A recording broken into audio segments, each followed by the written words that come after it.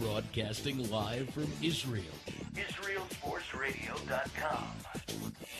Back here on Louis Live on Israel Sports Radio. We just reached the 8 o'clock hour, local time here in Jerusalem, 1 o'clock on the East Coast. Thank you for tuning in to us. A reminder to check out the Israel Sports Radio store by clicking on the store tab. Great items such as T-shirts, hats, books, and yarmulkes with your favorite team on them. Price does include shipping, and we do ship throughout the entire world. That's the Israel Sports Radio store on Israel Sports Radio. On the line right now from the fan in Baltimore, the great Jerry Coleman. Jerry, welcome to Louis Live. Hey, thanks for having me. I appreciate it. Here in New Orleans, just finished another media session with the Ravens. It's starting to rain outside, but no complaining. No complaining whatsoever. Well, if you're in New Orleans and it's party time Super Bowl, you really can't complain that much, I imagine, right? Even though you got to work. Yeah, it's honestly at times hard to focus on the football game with all the activities going on around the football game, but soon enough it'll be here on Sunday. I know the Ravens are grateful for that, having covered them all year. They're not grateful for the fact that they're going to be practicing in a baseball stadium today, outdoors as it rains over at Tulane Stadium, while the Niners, who are the home team, get to practice indoors at the Saints facility. But the Ravens are just happy to get back on the practice field. This will be their first practice since Saturday. Wow, okay. The reason for that, because the 49ers are slated as a home team, they get that big of an advantage to practice in an NFL stadium, NFL practice facility, and the Ravens get a baseball facility. Is that the norm that would happen to the Super Bowl? Not usually. Usually a Super Bowl city might have two football fields you can work with. I'm told the stadium that they're working with is 80 yards, and, usually a baseball diamond's there. But they said it's grass. It's still football. It's not going to change things. But if it rains all day, that will have an impact. Yeah, it certainly will. And if I was the Ravens brass, I certainly would be upset on it. Now, you're right in the middle of all that firestorm, the festivities. The media day, there's a lot of weird questions that are being asked among the players. A lot of these players don't answer a lot of questions throughout the year. They have to. What were some of the stranger questions that you heard of being asked to the athletes yesterday on media day? How much time do you have? I mean, there were so many. From someone asking who's the most ticklish player on the team. We had dumb questions. I saw a guy step up there with Vernon Davis, who apparently likes to be an interior designer in the off season. So this guy steps up on the podium with them and shows them a layout of his home and wants to know where to put the fireplace and the dining room and the roof and the man cave and all that. And it's like, aren't we here to cover a football game, but not on media day? No. And then we had Catherine Webb from Inside Edition. You may recall her because Brent Musburger fawned all over her during the national championship. She's down here with the media, but she was taking more pictures than she was doing interviews. Oh, my God. All right, so you have some strange questions going on. Do you feel that it rattled any of the athletes? I remember watching the Frank Gore interview, and I couldn't hear some of the questions, but he seemed to give this look like, where the hell did that come from? What is that? And he tried to just say, I'm done answering the question.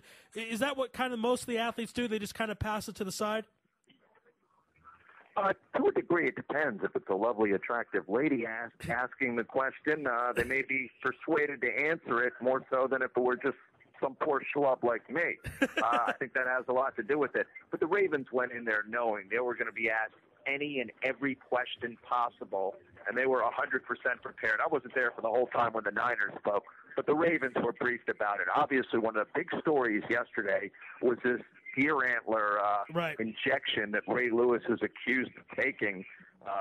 According to Sports Illustrated, he has completely ripped the article, ripped the writer, dismissed the story, did it again today, but it has been a distraction for this team and his teammates because they have to continuously answer about it. I think they're looking forward to tomorrow because that'll be the last time they have to deal with the media until after Sunday. Now, obviously, it's interesting, the whole Ray Louis thing, because when you were on earlier in the season when Ray was coming back, believe it or not, I said this might hurt the team. Well, boy, was I wrong because they've been on a tear since he came back. But in regards to this whole deer antler thing, do you believe Ray at his word when he says that the story is not true? I do, the way he was emphatic about it today. I was skeptical because, listen, he came back prematurely from a serious injury, and it defied all medical logic. But the way he was adamant about it today convinced me that he never did this. And, you know, he's close friends with Roger Goodell. He has a high stature in the NFL despite his past. You know, he's about to retire. All this would do would tarnish his legacy. But he gave a Rafael Palmeiro-type denial today. And I understand what happened with Palmeiro, but I tend to believe Ray's never failed a drug test. They're going to have to come up with some evidence quickly because he's about to retire and go away. It was just surprising, and the Ravens are really angry at the timing of this story by Sports Illustrated. They literally found out on their way to Media Day yesterday that this story was going to drop. All right, so this came out of nowhere. Is there a 49ers fan who's working for Sports Illustrated? I mean, the timing of this, right, to do it then, that seems a tad biased. Do you know why it occurred that way? Does Sports Illustrated have some beef with the Ravens that maybe we don't know about, the ownership, something to that effect? No, nothing of that nature. There haven't been any run-ins with Sports Illustrated. I'm sure their writers won't get the access they once got before because of what this guy wrote. Everyone's going to have to pay the price when it comes to dealing with the Ravens. But no one knows where this came from, and it's kind of odd timing. Not only is it Super Bowl week, Sports Illustrated usually releases a lot of their information later in the week, and here we're getting it on a Tuesday. Usually it's a Thursday. Right. So that was a bit suspicious. All right. Now, in regards to the Ravens themselves, Coach Harbaugh, has he instituted a curfew? Again, we talked about New Orleans and all the problems that could provide young men or old men or anybody because it's such a fun town. Has Harbaugh instituted strict schedule, strict discipline, and a curfew for his team? Yes, and that's why I was patrolling Bourbon Street last night, doing my due diligence, making sure no Ravens were out past midnight last night. And that is their curfew, midnight. Today will be their first practice, 4 o'clock local time here in New Orleans. And like I said, it'll be outdoors. So they're looking forward to getting back on the practice field and getting back into that routine after being out of it the last few days. Yeah, and a routine, a big part of any team. And the Super Bowl certainly trips them up. They don't have the media day in the regular season. They don't have, most of the time, 2 weeks between games.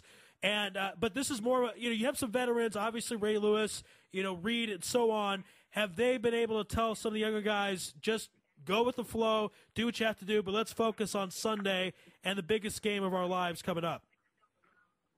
Absolutely. Well, the one guy they can turn to is Ray Lewis. Is the only member of this team that's won a Super Bowl. Right. A couple of guys like Anquan Bolton and Brent Ayanbadejo have been to Super Bowls. Ray's the only guy with a ring. So they're really leaning on him this week. And I think you're going to – Ray hasn't gone out all week. He doesn't go out at home, so that's nothing surprising. I don't think you're going to see many Ravens out after tonight. Nowhere near Bourbon Street. They said all along this is a business trip, and they're gearing up for the 49ers. They seem very focused in talking to these guys right now. They're ready to get to the football game after talking about it for 2 weeks almost. All right, and before we get more into breaking down the game, I want to talk about Joe Flacco because Flacco, before the season, was talking about how he's an elite quarterback, or he's been saying that for a while, and people might have not taking that for seriously, but this guy is the only NFL player, NFL quarterback to win a playoff game each year of his 5 years. He's 8-4 in the playoffs, great postseason record, best deep ball in the game. He apparently wants Drew Brees type of money. Do you think at some point the Ravens will give that to him? Yes, I do. I think Joe will be paid. He's got his team to the Super Bowl. He got him in the AFC Championship for a third time in 5 years. Probably should have gone to the Super Bowl a year ago. He's going to be handsomely paid after this season is over. No doubt about it. He set himself up nicely. His agent has done a good job. And, how can you not pay this guy? At the very least, he's going to be franchised, but I tend to doubt that's going to occur. All right, so he's going to get paid handsomely. And Flacco, 27 years old again. A lot of people feel like this is his time. Let's talk about the other guy under center for the 49ers, Colin Kaepernick. Not conventional. They run the pistol. He's a runner. Is this going to be the new quarterback we'll see in the future, meaning a running quarterback and less of a pocket quarterback like we've seen? No. Okay. No. Go ahead. Let me stop you right there. Okay. No. Colin Kaepernick, this is not the future of the National Football League. Ask RG3 how his knee's doing right now. Ask Michael Vick what happens when you run out of the pocket. You're not going to survive in the National Football League unless you can stay in that pocket and make the throw. That's how you avoid injury. Once you leave the pocket, you're a sitting duck. And the Ravens are going to be coming after Kaepernick. I wouldn't be surprised if this guy gets knocked out of the football game, and I mean that sincerely. Wow. I think we could see Alex Smith in the football game before it's over. It's a vicious hitting team. They don't care if they're penalized, and if this guy tries to run with the football, all bets are off. They've dealt with this before. Haloti Ngata is the one that hit RG3 the first time in his knee and only got worse after that. So I'd be careful if I were Colin Kaepernick trying to run around and make plays. Great point. We're Jerry Coleman right now from the Fan in Baltimore. Now let's get more of a breakdown of this ball game. The odds right now, the Vegas odds have the 49ers as a favorite, very close, 3.5 points. There are so many different factors. You have Patrick Willis of the 49ers and that great defense, and Ray Lewis of the Ravens. What are some of the keys maybe that haven't been talked about, some of the X factors for both these squads headed into Super Bowl 47? Well, I think one of the things has to do with special teams, and that's been an X factor for the Ravens. They've had a couple of big returns. They've done a good job of limiting the other team as well. And they didn't do that in Denver, but they did for the most part here in the postseason and down the stretch. And I think that's something that could come into play. David Akers has had a tough time making field goals. Nobody missed more in the regular season than David Akers. That's right. Ravens going with a rookie kicker in Justin Tucker, so that could be dicey. But so far, he's been solid in the playoffs and very composed. I actually, believe it or not, I said earlier in the show, and I'm still sticking by it, my X factor for the 49ers is David Akers because of all those missed field goals.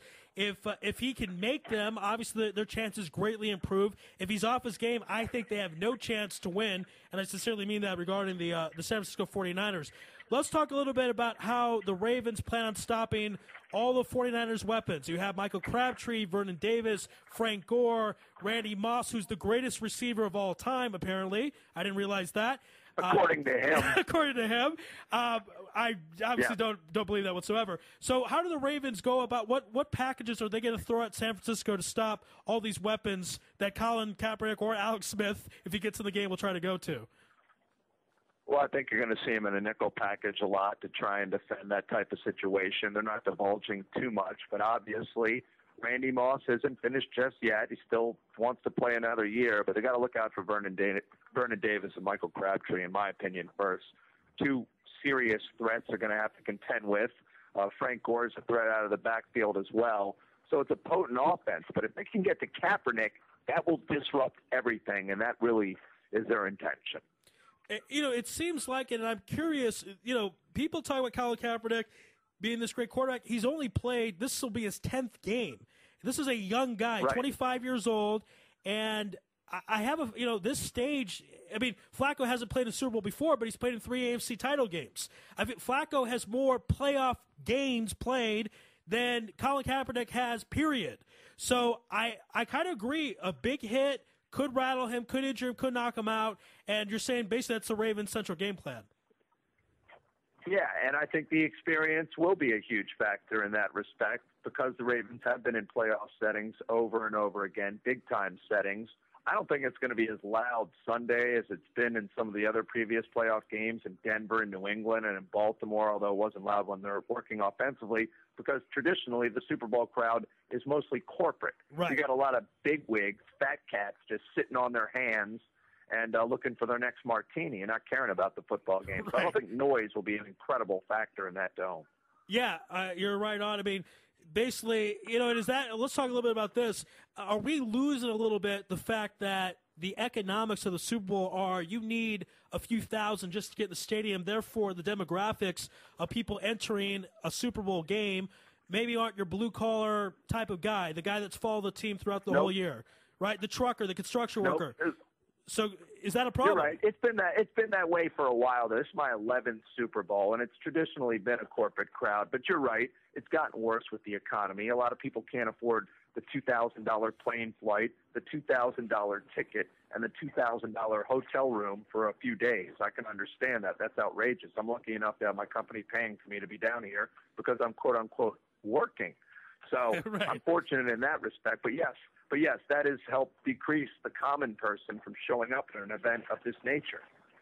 Yeah, no doubt about it. We're Jerry Coleman from the Fan of Baltimore. Let's talk about Roger Goodell because tough decision before the season started with this whole Bounty Gate, suspend Sean Payton for the year.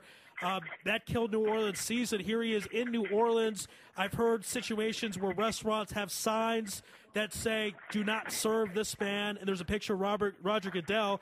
What has it been like on the ground? Have people, fans, the common man saying that they hate him, or do they tend to forget how he helped New Orleans after Hurricane Katrina keep the team in the city?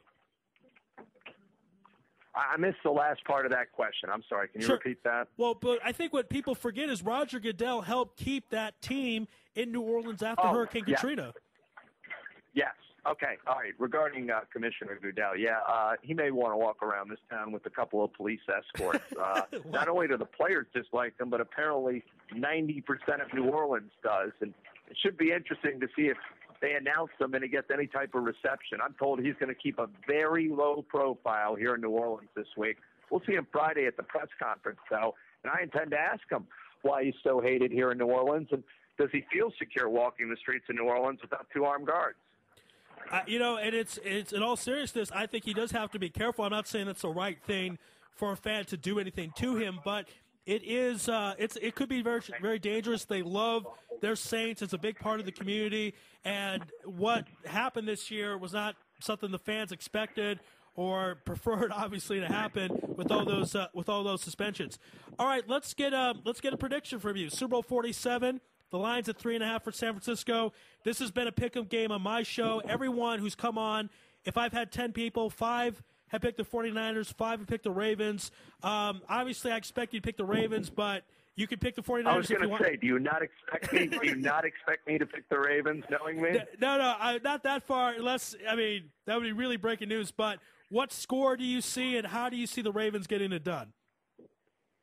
And I'm doing this with my heart, not my brain. I really believe this team is Super Bowl champion worthy. I didn't think that 5 or 6 weeks ago, but everything has come together. And just like the Giants are getting hot at the right time, 31-28 Ravens. I think it's a close game. I do think they cover the spread like they have every playoff game, and I think they're Super Bowl champions by that count. All right, 31-28. For the Ravens, Jerry Coleman from the Fan in Baltimore. Last question before we let you go.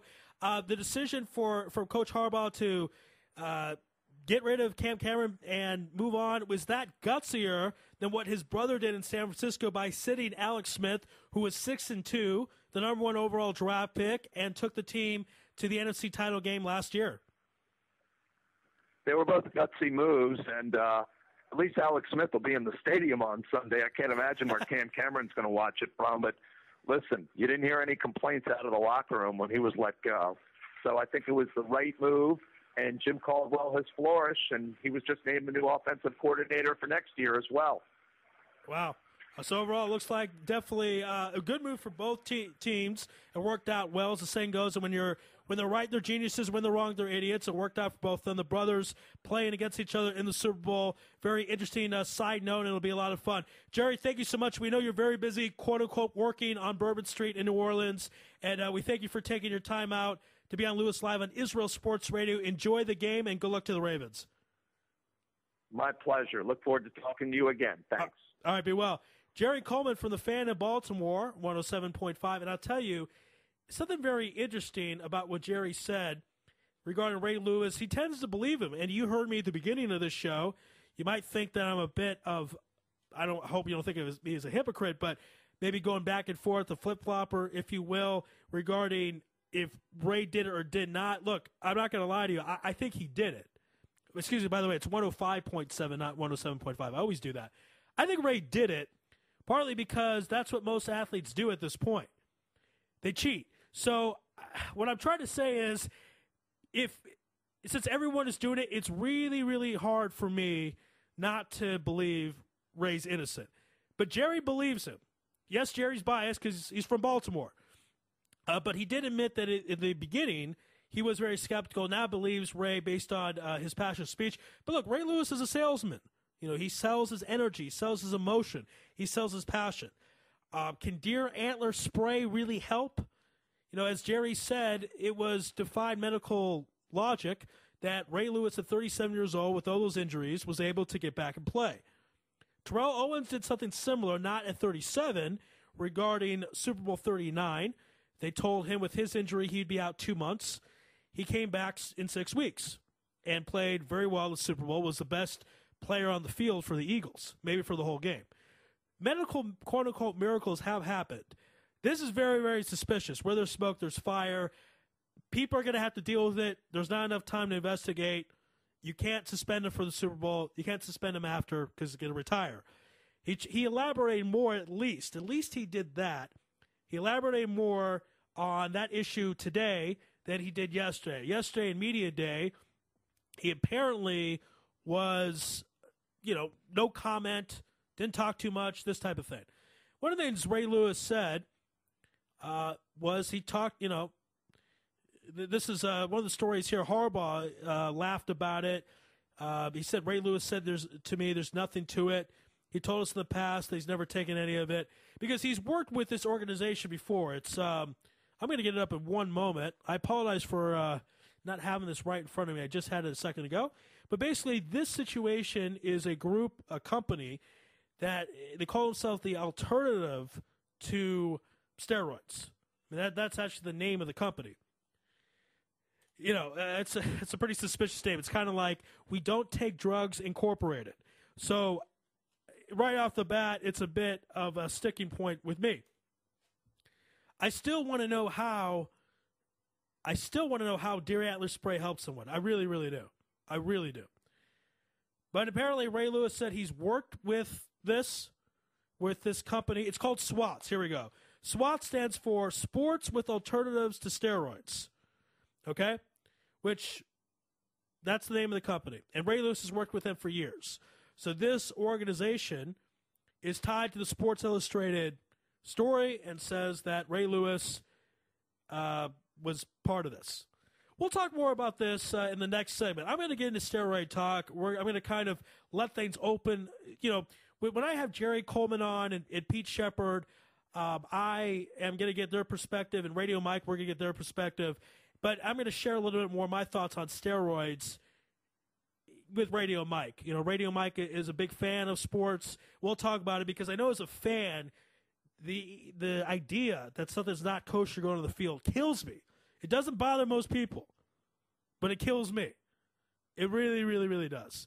By the way, Deep Voice Brian, the voice of Baltimore Sports, has been doing a great job throughout the postseason on Louis Live at Israel Sports Radio.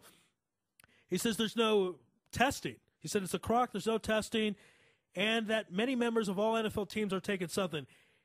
Deep Voice is probably correct. I think that's how I'm going to have to enjoy this game, is I'm going to have to tell myself that the cheating evens out. That's the only way I can really do it.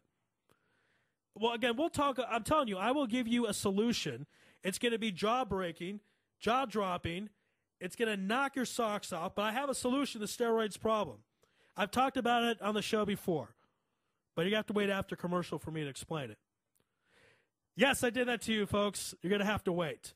So we'll have more on the other side. This is Louis Live on IsraelSportsRadio.com. You're tuned in to the only all-sports talk network in the Middle East, IsraelSportsRadio.com.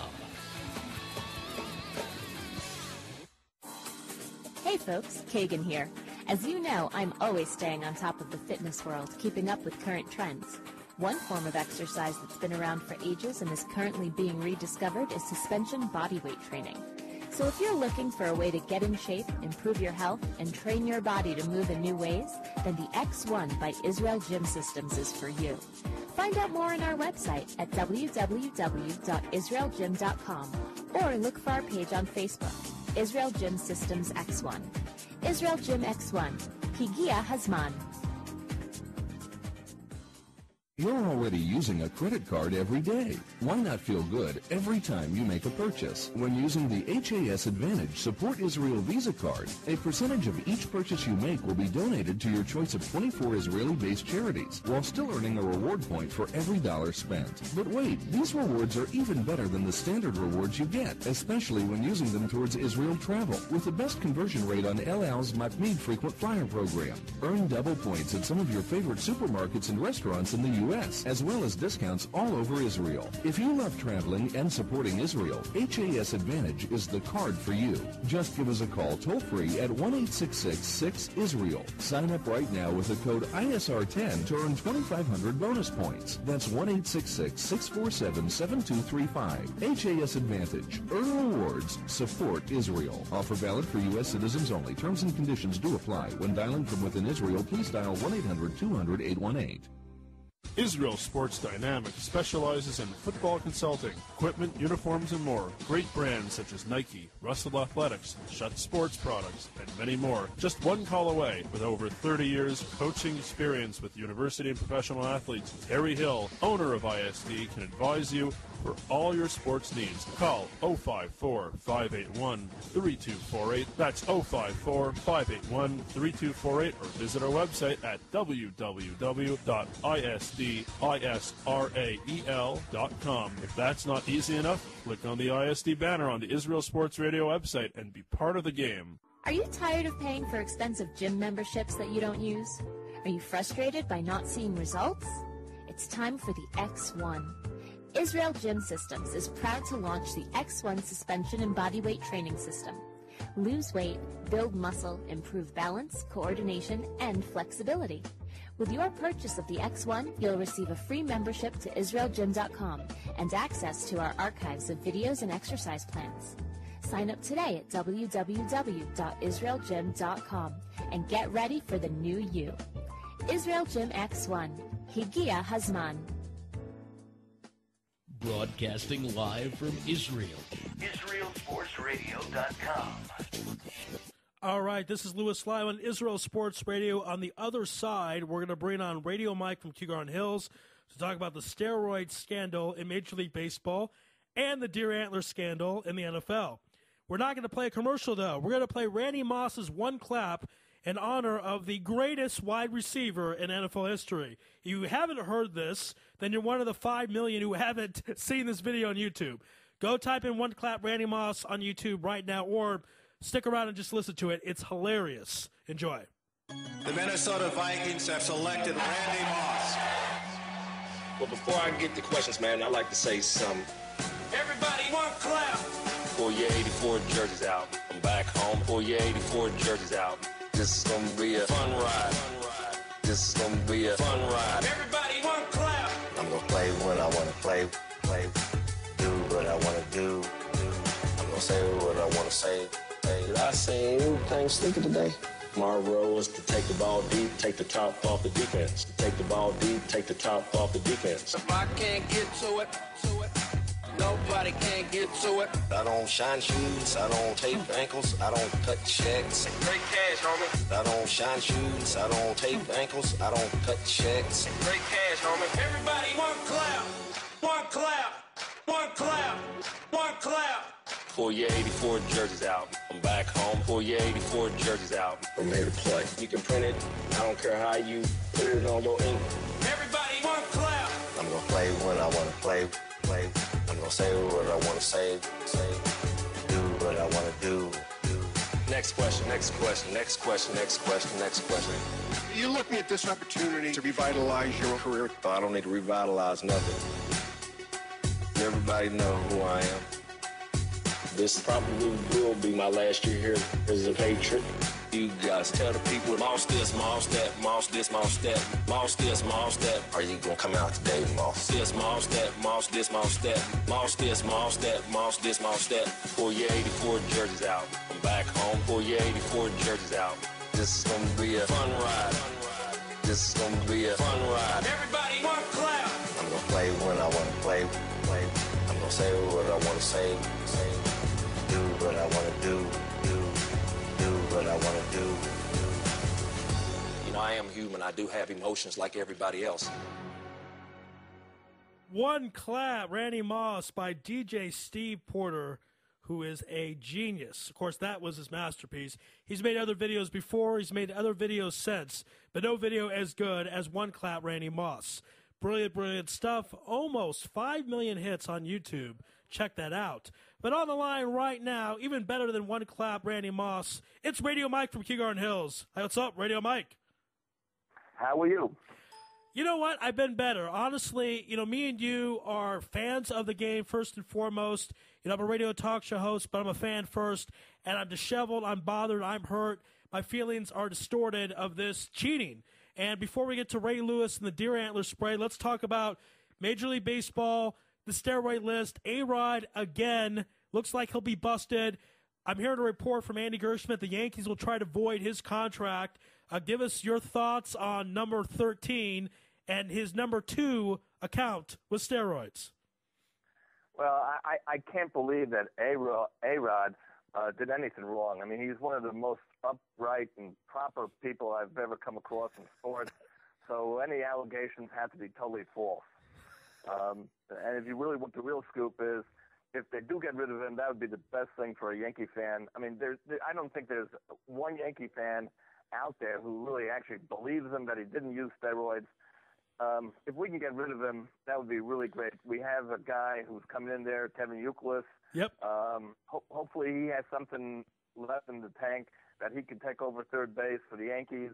I know he's going to try his darnest, and I always admired Kevin Youkilis when he was with Boston. And now he's with the Yankees. I mean, he is a little bit older now, but hopefully he can have a decent season. I don't understand how a guy like A-Rod, through the years, can just, he's so talented and so gifted, and yet all the fans can't stand the guy. I mean, right. If we can get rid of him, that'd be the greatest thing. Now, there are a lot of questions whether the Yankees would be obligated to pay his salary or not. There's going to be a lot of lawsuits. I think he has to not play for a whole year, and then the insurance money would kick in. And then the Yankees would get back 85% of the money. But, of course, the insurance companies are going to say, no, well, he had the hip surgery, and because he had the hip surgery to play, that's why he's not playing, and therefore he could have played if he didn't have the hip surgery. So it's going to go round and round in courts. It's not going to be a simple thing. And, of course, A-Rod wouldn't do the right thing and just retire and not take the money. He's got to get his $27 million a year because he hasn't made enough money already off the Yankees, Seattle Mariners, and Texas Rangers. I don't know. With a guy who's been, so talented and so great, to be so hated is really, really, really hard to do. It's an excellent point, and Colin Cowherd, not Colin Kaepernick, but Colin Cowherd of ESPN years ago made this point. He said, even Barry Bonds has fans, as disliked, and he cheated as well. At least he has some fans. A-Rod has no one in his corner for whatever reason. I'll tell you my theory. It's because he left a first-place team, the Seattle Mariners, 2 games away from going to the World Series, to a last-place team for more money. He could have got $180 million plus with the Mariners and could have been on a team contending for the World Series, but he left for more money. I think that's why that's the beginning of fans hating him. Then it's the arrogance. Then it's the cockiness. Then it's little things like flirting with girls during a playoff game in the 9th inning or not playing well in the clutch. It's other things that add up. Now, here's the thing about the hip surgery. If I'm the Yankees, I would say the reason why he needed hip surgery is because he took steroids. And steroids long-term are not good for someone, at least the steroids they invent nowadays. If you look at the patterns, like Mark McGwire plays great for a few years, then gets injured. So if I'm the Yankees, I'm going to say I was defrauded. You want to use the term David Doss? That's what I would use if I was in court. I would say we thought this guy was a 57 home run hitter every year. That's because he took steroids. And now he's a 19 home run hitter. So give us our money back. That's what I would say.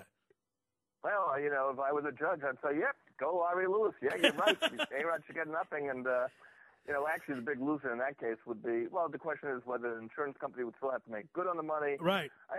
It's going to go round and round in court for a while. And, the big question is, can A-Rod come back, and would he be back on the team? So he's going to get suspended probably if these allegations are true, and I'm sure they are. He would get suspended for 50 games. Now, those 50 games, at least that's like a third of the season, and being that he makes $27 million a year, so he would lose $9 million out of his contract. But he still is making $18 million, so no one should really feel sorry that he's losing $9 million and still making $18 million this year, and then next year he would make $27 million again. he's a horrible guy. He really is.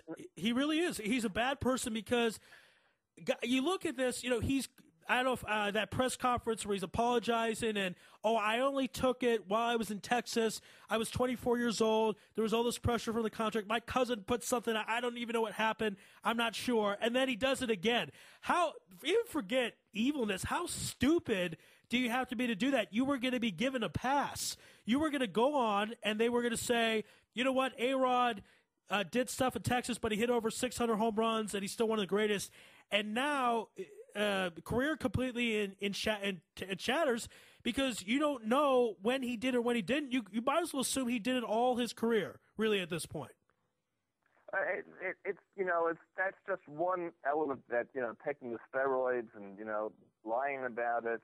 But, as far as like one time a game in Oakland, instead of walking around the pitcher's mound, he walked right through the pitcher's, on top of the pitcher's mound, right in front of one of the Oakland pitchers, right, who got very upset at him. Poor gamemanship, sportsmanship. That what you mentioned there in the playoff game. The Yankees are losing badly. He's not hitting a lick. It's horrible watching the game, and he's autographing balls and throwing them to good-looking chicks in the crowd at Yankee Stadium. What is that saying to the fans? What is that saying to his teammates? And how he would cheat on his wife when he was up in Toronto. The list goes on and on and on. And, the sooner the Yankees get rid of him, the better off they are. If you remember when he was with Texas, he only played 2 years with Texas, and then he got shipped to the Yankees. Everyone thought, wow, this is really great for the Yankees.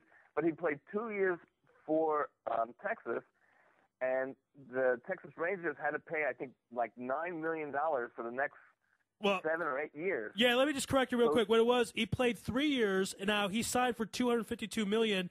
But because the Rangers got rid of him, they worked out this deal with the Yankees where the Rangers paid $150 million of his total $252 deal, approximately. Right. Now, again, A-Rod voided the last 3 years of the contract, so I think you minus $18 million, about $130 for 3 years. The Rangers got screwed the most out of any of these teams. Yes, that's right.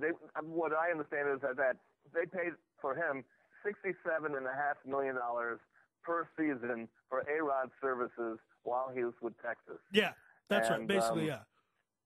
And you talk about a lot of players who give back to their community, whether Ray Lewis does give back to the community. People can say that about him. And this player and that player, what Derek Jeter gives back to the community. Mark McGwire gave a lot back to the community. I know he gave a lot of charity when he was in his heyday. But what is this guy, A-Rod? What has he given back to the community? As far as I know, nothing. Yeah, I think he's donated maybe some money to the University of Miami, where he grew up, the Miami area, never went to college there, obviously. Did a little of that, but outside of that, yeah, basically not a guy that gives charity. And, when he was hated in Texas, again, the whole hated when he didn't perform in the clutch, I kind of said, well, just because a guy does not perform well in the clutch is not a reason to hate him. It's weird. I find it fascinating. But now I'm at a point of hating him because this is a guy – I feel sorry for guys like you and Yankee fans who paid their hard-earned money to go to Yankee Stadium to watch a guy who cheated. You helped pay for his salary. He didn't deserve that money. So you guys should be filing a lawsuit, in my opinion, all the Yankee fans who especially paid for those games. Well, to tell you the truth, the fact that a guy lies and cheats, and I did mention this one time in your studio, if I were a baseball player and I could hit a ball 350 feet, and I'm telling you the way I feel, and I'm trying to be honest here. If I could hit a ball 350 feet and I could take steroids, and even though these steroids are not healthy for me, and that ball will now travel from 350 feet, 380 feet, and that's going to make a difference between a home run and being an average ball player to a very good or excellent ball player, I'd be very, very tempted. And, the temptation is there, and I'm not going to say that I'm holier than any other player out there, but, if you have the chance to take drugs and, you shouldn't take it, but, the devil made you do it, it's the money, it's the fame, it's everything else, that's, I'm not really angry for anyone trying their best and even sacrificing their body. It's not a smart thing. It's not a proper thing to do. But there's a big difference, like doing that and, being completely disregarding fans by throwing a ball into the stands, flirting with girls during a baseball game, that's not called for. And, it's two different issues. And, he's always put his face into the spotlight in a very, very bad way in New York. All right, and that's why what I'm doing right now, I've unveiled this plan to fix steroids in the past. I'm going to unveil it again because I'm very hot-blooded about this. I'm very passionate about this. I'm very angry about this. There are two ways to fix this steroid problem. And, yes, it is a problem for those listening. Okay, this is Louis Live, Israel Sports Radio, if you're just tuning in. This steroid era of baseball is not over, folks. As you saw, Gio Gonzalez, Mel Cabrera, Alex Rodriguez, and so on, caught, busted. And I don't want to hear they accidentally took that, enough with that garbage. This is still a problem. There are two ways to solve it. One, a zero-tolerance policy, where if someone's caught, even if they accidentally ate a piece of steroid in their bread, they're gone. Their contract not only is voided, but the money they made earlier, they have to pay back. That would scare the crud out of the players, and the steroid problem would be gone. Or two, it's the other extreme. You have to then allow it. If you're going to say, you know what, if the average fan says, I don't care the guy cheats, I want to see a ball go 450 feet, let him do it, well, then everyone has to be able to do it. And you have to make a rule that says there are no rules. Do whatever you need to do. You want to take deer antler spray, you want to use the cream in the clear, you want to take some type of shot, do it. But the unfair thing is to have one player do it and one player not do it. That's how you have someone hit 73 home runs. Because Barry Bonds is not always facing Roger Clemens, who also cheated. Barry Bonds is not always facing Andy Pettitte, who cheated. Barry Bonds is facing guys who are not cheating. And he takes the ball and crushes it. And that's why he jumped up 30 home runs. So those are my two ways to solve the steroid problem. What are your thoughts, Radio Mike, on how to solve it? Well, I think one of the problems with your solution is if you play for the Boston Red Sox and you're a Yankee fan. So what you could do is, you could put some of those drugs in his bread or somehow like that, and then the Red Sox player will fail the test. And really, maybe he didn't take it. It was put in his food. His food was poisoned with that, so then he should be banned from baseball for life. It's a little bit harsh if he took it once. I certainly do see your point. I mean, it's either or. Either you take the, you can take it, whatever is legal to take, you could be able to take. If it's not legal, you shouldn't be able to take it. The penalty, I think actually baseball has been pretty good at, ridding themselves for the most part of, steroids. A 50-game suspension, then I think it's a 100-game suspension, then I think you're just banned. I think 3 strikes, you're out. So I mean, it seems like it is working in Major League Baseball for the most part.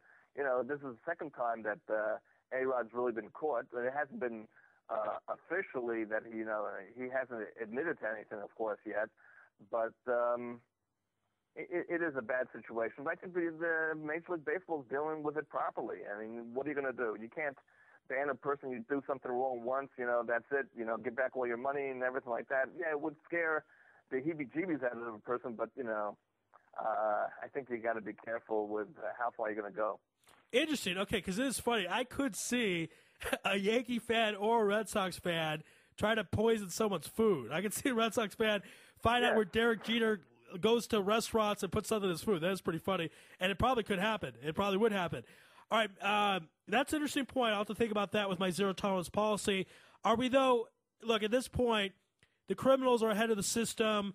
The asylum is being run by the inmates, whatever you want to use, because Major League Baseball is handling it perhaps the best they could, but it's not going to be good enough because these players will figure out a way how to beat the system. They have. They've been doing it for years. Yep, that's correct. I mean, it's kind of amusing. I mean, when you hear about Ray Lewis, what he took, or he says he didn't take it, I'm very honored to be following Jerry Coleman. I mean, he's a great sports announcer. I remember his father, I think he even called Yankee games when I was a little kid. So follow Jerry Coleman in the lineup on Ari Louis Live is a really great honor. But it's kind of funny. Here's a guy taking, antler spray, but stuff like that actually works, but they say it's like you take the deer velvet and you take it from the antler of the deer, a young deer, and it's supposed to have good results in healing certain injuries. So, something like that can actually work. Yeah, basically, Deep Voice Brian, the voice of Baltimore sports, big Baltimore Ravens fan, obviously says the reason that how it works is there's a chemical in the antlers which acts as a synthetic result of the high digestive process. Okay, I'm still confused. I don't understand how it works, but there's some chemical that makes it work. I mean, it's freaky, but that's what I'm trying to say. If you test for 10 things, the athletes go to the 11th thing. I mean, if deer antler spray can give someone an advantage, there are things out there we can't even think of. Maybe there's guacamole mixed in with something from Alaska, and they stick in some chemical in there, and then they eat it, and they hit a home. I mean, there's anything's out there. So if you can't test it, just maybe you say, go ahead and do it. Do whatever you got to do. But understand, buyer beware. If you take something that's bad for you and you chas v'shalom die, that's on you. And if I'm a team, I'm going to be smart, and I'm going to sign an athlete to a 3-year deal, not a 10-year deal, because you don't know if they're going to go down and get sick. So I'll say, I can give you 3 years. If you're good, I can sign you for another 3 years. And that, I think something has to happen. These long 10-year deals, that A-Rod, he goes free agency after he signs the first contract with the Yankees, then he becomes like a free agent, and then the Yankees reward him. They gave him a very big offer. He goes free agency, and then they sign him anyway. One of the Steinbrenner boys signed him for a 10-year deal, which would be totally insane, for $275 million. No one expects the guy to play till he's in his 40s. And it's silly to do something like that, and now the exact same thing happened now in Los Angeles with Albert Pujols and Hamilton. Those are long-term contracts, and how many years do those guys have left? I kept saying on the show 2 years ago, basically, during 2011, I'm a big St. Louis Cardinals fan, and people said, you got to sign Albert Pujols. So I go, no, we don't. I'm not interested in 10 years, $250 million, because he's not going to be worth $25 million at the age of 40, 41. The Cardinals have a great team without him, and I kept saying, let him go. And yes, we didn't win the World Series, but we did go to the NLCS. I'm very happy with the season. Albert Pujols did not have a good season, and I don't know if we've seen the best baseball from Albert or not. I know that he thrived at St. Louis. He thrived in that order. He thrived with Tony La Russa. He's from that area, and L.A. perhaps not a fit. But again, ownership should pay attention, and just because it's scary to think the types of decisions power these guys have, and they make dumb decisions. The years of the 10-year contract have to end. You got to sign them to 3 years max, because you just don't know what you're going to get from these guys anymore. Yeah, well, even with Albert Pujols, we don't even know his exact age. There's a question, is he really that age, or is he like even 2 or 3 years older than what he says he is? That's right. I said this also on one of your shows. Here you're loved by the fans in St. Louis. They love you. You've always been a good soldier. But, you're worshipped. Now, just to make an extra $50 million, even though that sounds like a heck of a lot of money to, you and me, but you have, so much money in the bank already. You've made $200 million. So just to make an extra $50 million and play in a place like Los Angeles, and he got off to a miserable start there. And then, the fans are going to get on you and stuff like that. You're happy in St. Louis. The fans like you. Stay there. What's the difference? What's the problem? You could win a World Series in St. Louis. It's not a horrible team. If you want to say like LeBron James, he had a chance to stay with Cleveland, but maybe they won such a great team, so he picks the easiest team that he can find to win a championship in Miami. But maybe you could Don LeChamp said he wanted to play for a better team, right, to win the championship. Even though I think the way he went about it, was like it's like the decision, I'm the hero, I'm the best player, and everyone should worship me, and doing a special half-an-hour show on ESPN, is how much haughtiness can a person have? It's like hard to understand and hard to believe. No, that part was really strange. A lot of people kind of, sports world is weird because morality many times is judged on if they win, which is not actual morality, but a lot of people have given him somewhat of a pass, partly because it happened a few years ago, and partly because he won a title. Also, in his defense, the money raised for that special did go to the Boys and Girls Club. He raised about $3 million. And it was entertaining, and the ratings for that were probably better for ESPN in that summer than anything else. I give him a little bit of a pass. What I have a problem with was that he did not notify the Cavs. And I think the Cavs could have gone a different direction, draft-wise, free agent-wise. That was the worst part what he did. But with Albert Pujols, it wasn't the Cleveland Cavs. This is the St. Louis Cardinals. It's one of the most historic franchises in baseball history. They just come off winning a World Series. And for the last 10 years, in my humble opinion, they've been the best team. They made it to World Series multiple times, playoffs multiple times. So I didn't understand that. Let's the last few minutes we have with you, Radio Mike. We broke down the Super Bowl somewhat with you last week, but now this new story with the antler spray, is that going to be a distraction for the Ravens, Ray Lewis, going into Sunday? What do you think? Absolutely not. These players are impervious to things like that, allegations, whether it's drugs or whether it happens to be extramarital affairs or this or that. I don't think it really bothers the player all that much. Ray Lewis knows it's his last game. The players are focused. He got it out, yesterday, that great media day. He said whatever he had to say. So I think it's basically over with. They're not going to discuss it again. Whether he did something wrong or not, I don't think that's going to – he has one game to play, and that's, is he going to go out as a champion or is he going out, like a wimp? So I don't think it's going to make any difference at all. It might even, solidify the team and maybe make their defense even a little bit better. Rally around, our leader, exactly. Ray Lewis. They're bombarding him with horrible allegations about antler spray. It's totally bogus. Let's rally around him and let's play our hearts out one last game and beat the 49ers.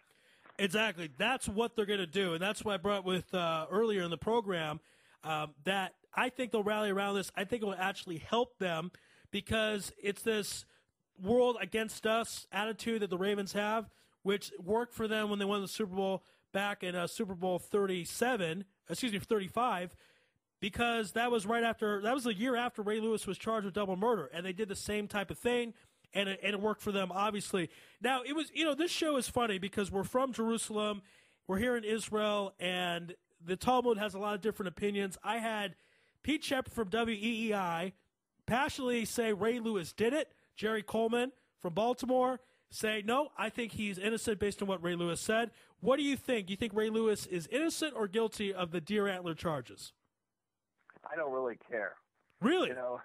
Wow, okay. Yeah, I mean, whether he did it or didn't do it, I'm just going to watch the football game, and if he plays well, I'm not going to say it's because of his antler spray that he used.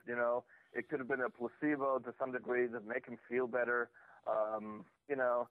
Sometimes when I have aches and pains, I use arnica. Now, I don't even know if that's good or not. It's a cream that I put on my knee sometimes.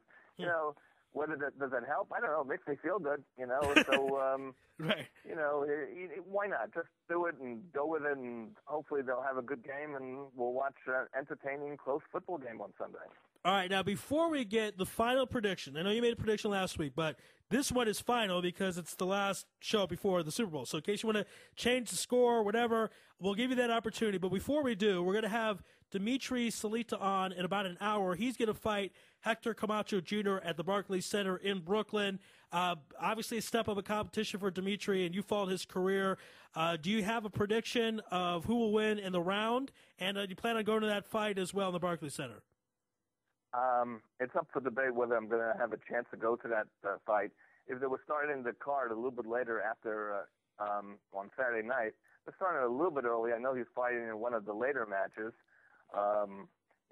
If they started the whole matches, like they're starting at 6 o'clock so they can show it on Showtime Extreme. If they started the matches at 8 o'clock, and let's say he was fighting at 9 or 10 o'clock, I would definitely go there. But I have to figure out exactly what time he's going to be fighting. It's a possibility that I'm going to show up there. I've been to about 7, 8 of Dimitri's fights. I'm certainly rooting for him. Hector Camacho Jr. is, certainly has a great boxing name, and he's a pretty good fighter too.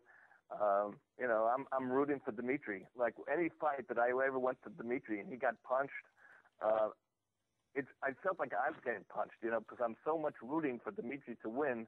It's funny, a lot of fans fan to go to a match, they just want to see blood. They want to see someone knocked out. They want to see, they want to see a brutal bloodbath.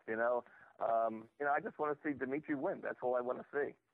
Yeah, and I hear that. It's funny. I've never seen a boxing match in person, and everyone who listens to the show knows that's my favorite sport. So I don't know how that happened.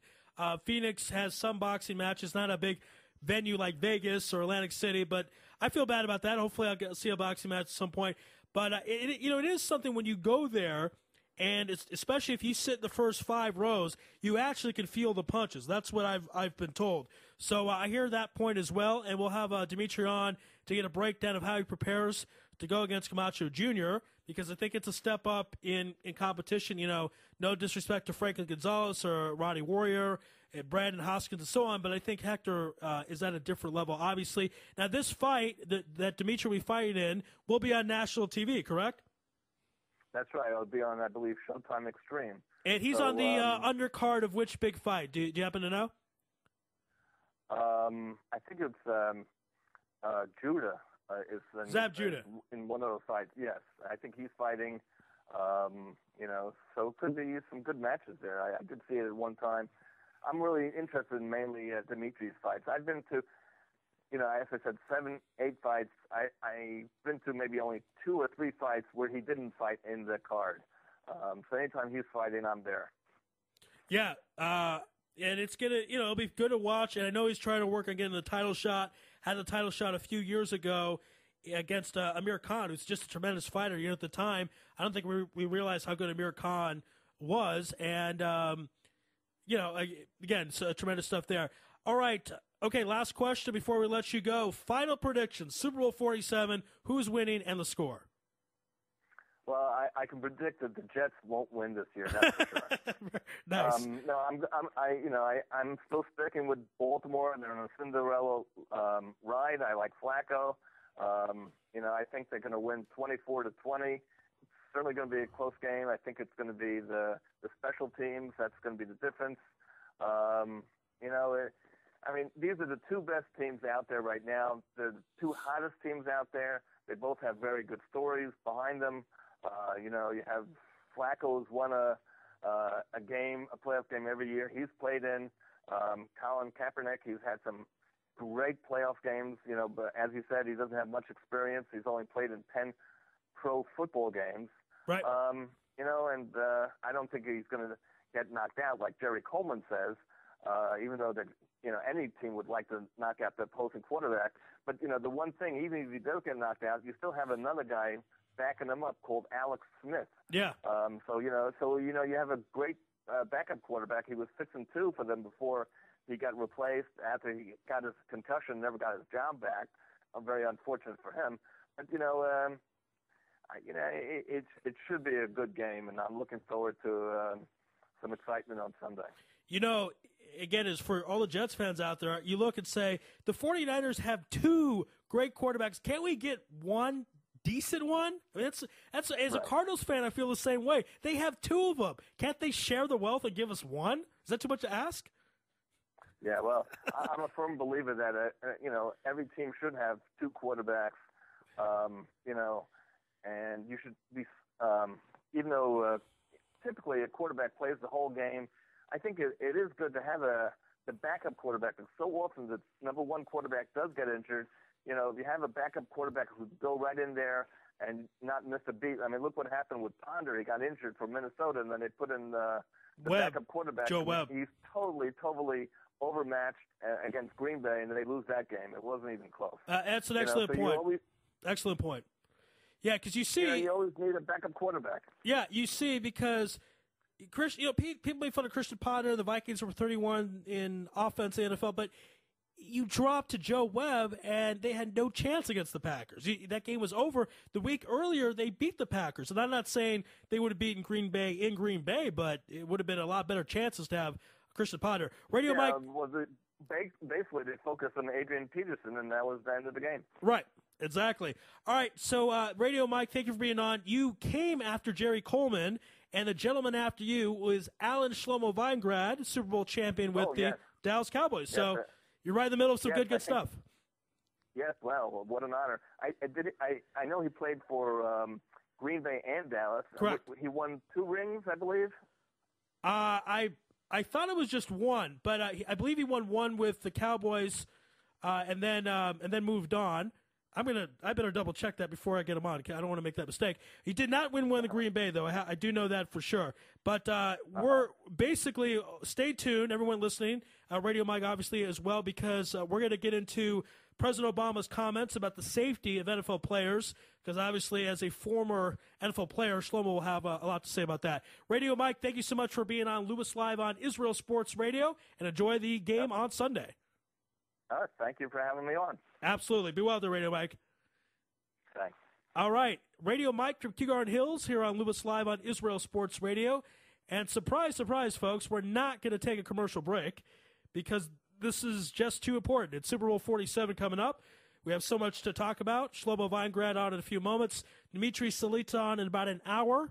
Bryn Jonathan Butler on 11:30. We will have 7-time Emmy Award winner Jim Williams, along with Tel-Aviv Sabres running back Brandon McDougall, Tel-Aviv Sabres head coach John Sharon. On the line right now, former Super Bowl champion with the Dallas Cowboys, Alan Shlomo Veingrad. Alan Shlomo Veingrad, welcome to Louis Live on Israel Sports Radio. Thank you very much. Can you hear me okay? Yes, we can hear you fine. And I have to tell you, earlier in the week, President Obama made some comments regarding the safety of NFL players, saying that he would not want his kids to play in the NFL. Now, President Obama does not have sons, to my understanding, so it is a little weird, but you're the first guy I thought of because we've had you on the show. You've talked about how you still have some injuries from your playing days, even though it was over 15 years ago. You still have different things. What were your thoughts about those comments and about the safety of NFL players, not just while they play, but after they're retired? Well, it's near and dear to my heart. I just read this week, and I knew about this some months ago, that the NFL has given $100 million paid out over the next 10 years to the study of concussions and dementia and all the risk associated with playing in the National Football League. I do have a son who'll be 14 in just a few weeks, and he has a tremendous desire to play football like his father, and I'm constantly speaking with him about that. And we're having a discussion, every few weeks about that's not really the life that I want to see you have. Now, I wouldn't change my life. I think it's hard to look back on life and say I should not have played in the National Football League, because I think I played in the National Football League to become a speaker and to speak about the importance of being a proud Jew, and that's what I really have my passion focused on, and I think it's given me that platform. With that being said, I don't know the fix in the National Football League other than to take the helmets off and to put perhaps on leather helmets or baseball hats on, so players are not smashing their skulls into each other and have the effects that so many players, unfortunately, are dealing with right now. All right. Now, some of your former teammates and friends, have they talked to you about saying that they still have injuries, still have pain, and kind of, I don't want this to be too painful for you, but if you can give us an idea what it's like after the game, are there headaches? Are you ringing in the ears, knee problems, this type of thing? What are some of the things that maybe we don't see behind the scenes? We're just used to watching football players on TV. We're not used to seeing all the pain that goes through Saturday through Friday. So tell us what that is like both during the career and then after the career. Sure. Well, firstly, I think it's important to note that, this conversation that we're having right now about injuries associated with having a life, down the road, it really just started to happen recently over the last, I say, 6, maybe 7 years. The media, the NFL, the Retired Players Association started to talk more and more about dementia, Alzheimer's, and the dramatic effect concussions could have on one's life, 15, 20 years after retiring. Now, we're seeing it right now. Guys that are in their early 40s or their late 40s are committing suicide because of the concussions, i.e. a Junior Seau or Dave, I believe it was Dave Durson.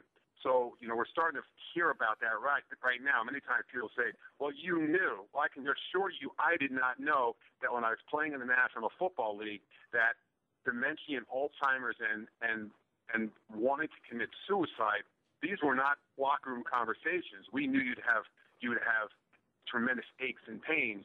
So this is really a very new part of discussion right now. So I think some of the biggest problems is players perhaps stay in the league a little bit too long. They linger a little bit too long, and they stay in the game an extra 1, 2, or 3 years.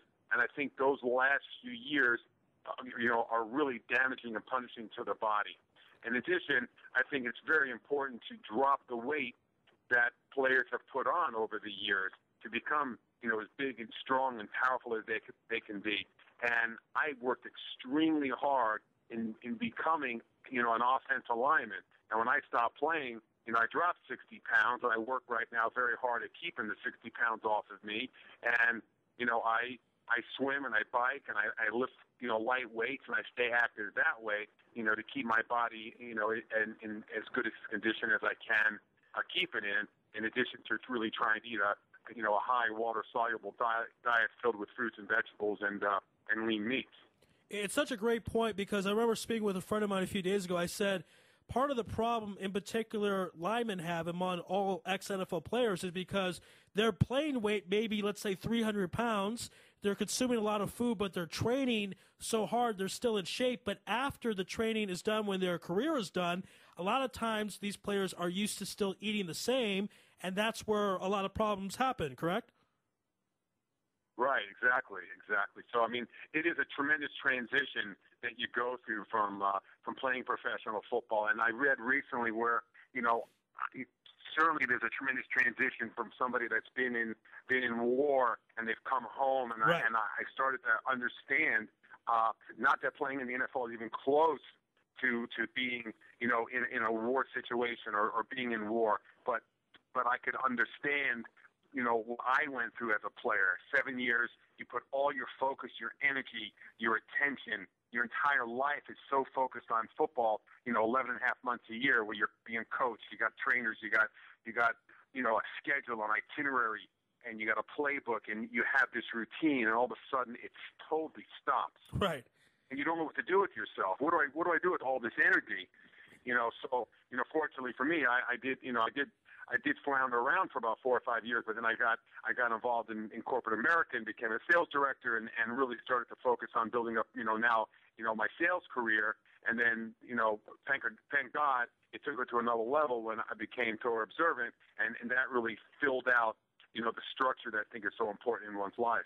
A great point. So we're right now speaking with Alan Shlomo Veingrad, former Super Bowl champion with the Dallas Cowboys. Thank you again so much for all this information. Not that this interview is over by any stretch. I want to tap more of this because you're giving us inside knowledge we certainly appreciate here on the program. Do you think perhaps that the NFL can institute some type of program after retirement regarding not even the injuries or other aspects, financial aspects, but just the energy you're talking about of I'm playing professional football and then stop. Can there be something in between? I don't even know how you would do that, but can there be maybe even an intramural league, something where players can do something after they retire to still be part of football? I know that sounds kind of weird, but it feels like something needs to happen. Well, it's a great point. You think about players, most of the players, including me, my father, blessed memory, he had 2 sons that were wild kids. And so to ensure that we wouldn't break everything in the house, my dad bought my brother and I football equipment and said, go outside, take it outside. Right. So at the age of 6 and 8, my brother and I got involved in organized football. And we played football for many, many years. And now I'm 30 years old, and I've been playing football since I was 6, 7 years old, and it goes away. But I think today they are extremely focused. They were some when I was playing, even though I think, and really shame on the NFL, they knew a lot of information, but they didn't share it with the players as it relates to concussions and semi-concussions and what that means perhaps for you, down the road. But they have some programs that were in place back in the day, but they certainly have a lot more now where you have internships that in the off season, you are required to work out. Many players, if not almost all players, lives in the city where their team is, and that's where they live year-round, and they get involved in the off-season program, but the off-season program is not 8 hours a day. So you have the ability, because they have these relationships with corporations, whether it's in the financial services industry, whether it's in other industries, that players can internship and learn, the inner workings of an office, the inner workings of a company, and to start to know what it feels like to get up in the morning and put on a suit and tie, or go to a facility and start to interact with people, on a corporate level, to start to figure out what that transition may be like. And in addition, they also have a lot of programs in place to educate players as it relates to financial planning and retirement and what to do with money that's thrust upon you at 22 years old. And, right. What am I supposed to do with it? I mean, these are tremendous responsibilities. Yeah, and you see it time and time again. I mean, and not just in football, in any sport, you throw millions and millions of dollars at a 22-year-old, and all kinds of things happen. They think, first of all, the money will last forever, which, as we know, it does not. And they think they're invincible, and it causes a lot of problems. Let's go to that financial aspect now, because a lot of players, when they retire, sometimes because of injury, maybe they can't work, or they're not, they don't have certain skills maybe that you have and other players have, and the money does run out, right? I mean, a lot of players, after they're done, they still have to work and get a job, correct? Well, certainly back in the day when I played, that is true. Now, many of my teammates, because they were smart with their money, they got involved in businesses, and they mainly called the shots. Where they bought a business, where they started buying real estate, where they got involved in player representation, where they had the flexibility to live a certain lifestyle and also work, where they didn't have to really punch a clock on a daily basis and kind of be almost employee of a company. And then there are those that are teachers and that are doctors and that are coaches, and so the players from back in my time, I would say most are working and most have to work.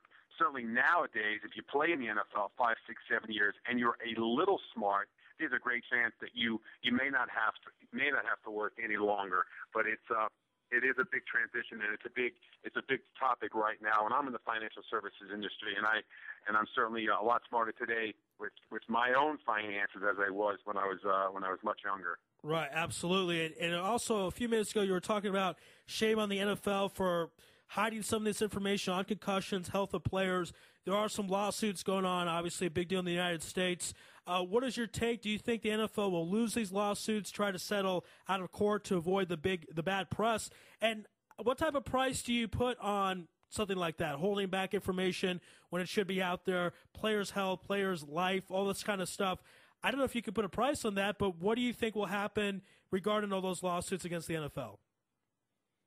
Well, it's going to be a very interesting thing that's going to happen. They have a tremendous challenge because what sells the National Football League? And it's big hits. Right. If you watch SportsCenter on Sunday night, what are they showing? They're showing the big hit across the middle, the big sack, the big hit on the running back, the big hit on the punt returner. So it's all about the big hits. And I don't know how you fix that aspect of it. Certainly the lawsuit that I'm involved with and thousands of other players are involved with, it's all about education. It's all about getting the word out. It's not so much about to say, hey, look, you owe us money. It's about educating the players that are in the league, educating college players, and taking it all the way down to the youngsters that are playing, and the people that are the trainers and the coaches need to be educated, because after there's a big hit, what do you do with a player that took a big hit to the head, and how long should he sit out, and what are the signs of a concussion, et cetera, et cetera. And I don't see there being any fix to this particular problem. I don't see how they're going to fix it, because that's what really sells the National Football League. And the NFL, in my opinion, almost said, hey, look, we're guilty by offering to give $100 million paid out over the next 10 years to an organization that's studying all these particular ailments that are happening to players. And I think there's 1,000 players, and I signed up, and I'm not sure if I'm on the list or not, to go to get, and I've done before, to get a complete physical. It's been 6 hours to go through a really exhaustive physical to look at every aspect of your body and talk about all the injuries that you had, and to find out, what's decaying now, and what we could do, and what we learn from it. Again, another excellent point. It's kind of their way of saying, yeah, we're sorry, here's $100 million, we'll try to fix this somewhat. I think you're talking about the big hits. It's what sells to most people. Me personally, I enjoy the strategy of sport, the heart of sport, teamwork, all these type of things. Could somehow, some way, the NFL package those things, make rules certain? They have the rules of the defenseless receiver. That helps somewhat. Personal foul calls. They have some of these things that try to perhaps help the safety of these players. Could they maybe create more rules to make the game a little bit safer? Maybe some fans will be a little upset, but they're still going to come. The NFL makes billions of dollars. They'll survive. Would that help at all if they increase some of the rules regarding player safety? Well, I think they've done some over the years. We've seen some changes, and they've tried to do some with the special teams, because we know on the kickoff returns they moved it up a little bit, so the ball's failing going into the end zone. We're not seeing as many, run backs. So there are a number of rules that they've done to make it a little bit safer. I applaud them, somewhat with some of those rules. But it's, bottom line is, it's a vicious, violent game, and to come full circle, I just think there could be a better life for a youngster, and there are better things to do to put yourself in a situation to say, I don't care. I know this now. I'm educated now, and I don't care if my body is going to be hurting me at 50 years old. I don't care at 55 years old that I'm going to be limping and I have to have knee replacements and all these things going on to your body. And I've gone to reunions, and I've seen my teammates, and I read the papers, and I see how many players have problems, and I know about the suicides, and I know about the issues associated with with playing in the National Football League, and we can even spend time talking about back in the day for me, because I hear a guy on the radio here locally in South Florida talking about how he was addicted to drugs that were given to him by the team. Game ended, you stick your hand out, and they would give you painkillers. Well, I used to get painkillers, and fortunately, I didn't really like the way it made me feel, so I didn't take too many of them, but many of my teammates took a lot of them and became addicted, many of which, it ruined their marriages, and it ruined whatever careers they may have had, and they had to go into drug rehab based on how many painkillers were given out.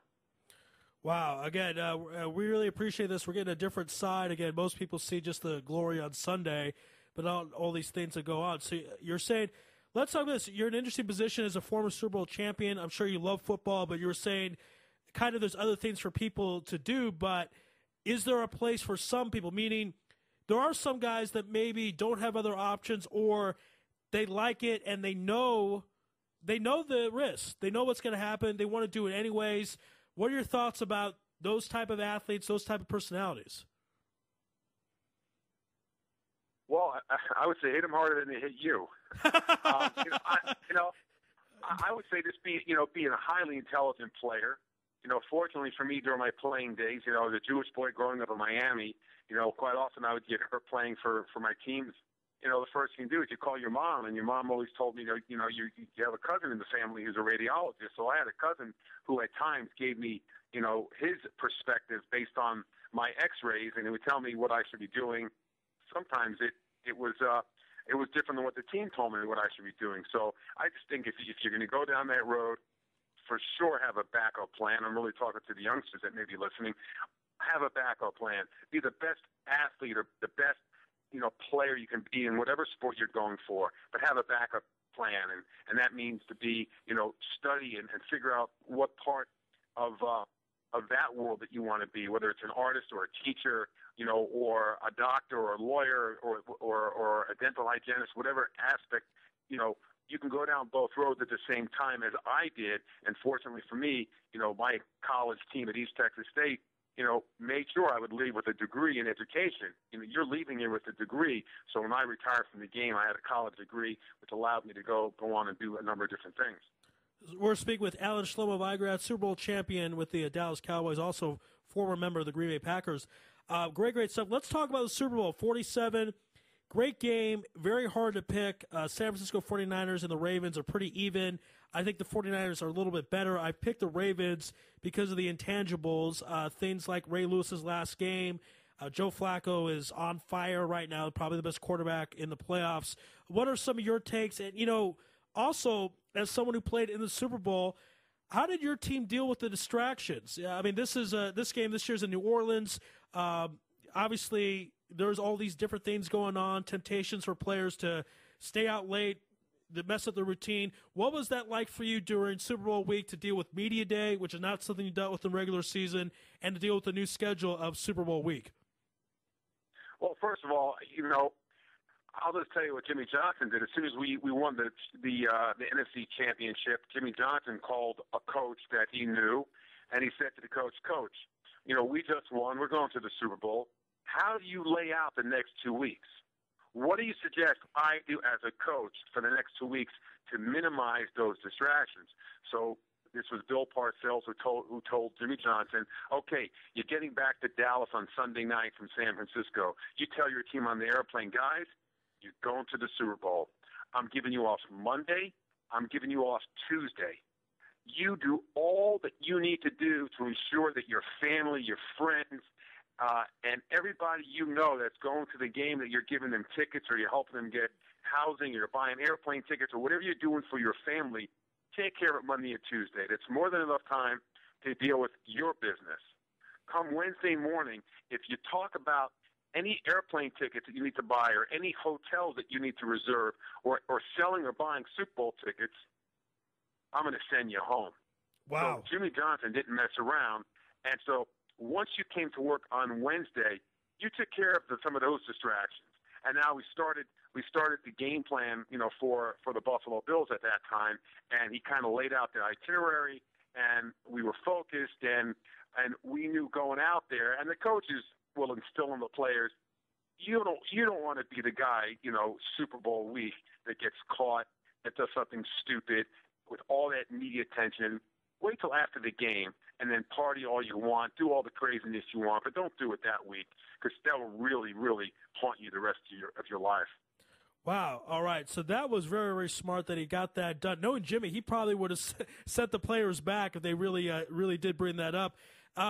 Media Day, if you give us your recollection, did you remember any strange questions? This year, most years, there are some strange questions. This year really took the cake in some respects. Did they ask you anything that you thought was kind of weird and wasn't sure how to answer it or didn't answer it? Or, give us some of your memories of Media Day. Hey, you got to understand, I'm a backup offensive lineman with the Dallas Cowboys, right. Number one. Number two, that team in 1992 had a dozen household names, former number one draft picks, right, from the NFL draft.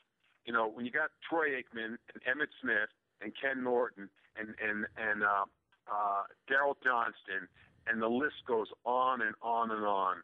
So when it gets down to Veingrad, offensive linemen, the media pretty much hovered around Michael Irvin and Emmitt Smith and Troy Aikman, and I was goofing around with some of the other linemen as well. So I remember it was just a long drawn out, a couple of hours that we kind of sat. I think it was at Dodger Stadium out there in L.A. and we just kind of sat out in the outfield and just kind of rolled around the grass and kind of relaxed, is what I recall.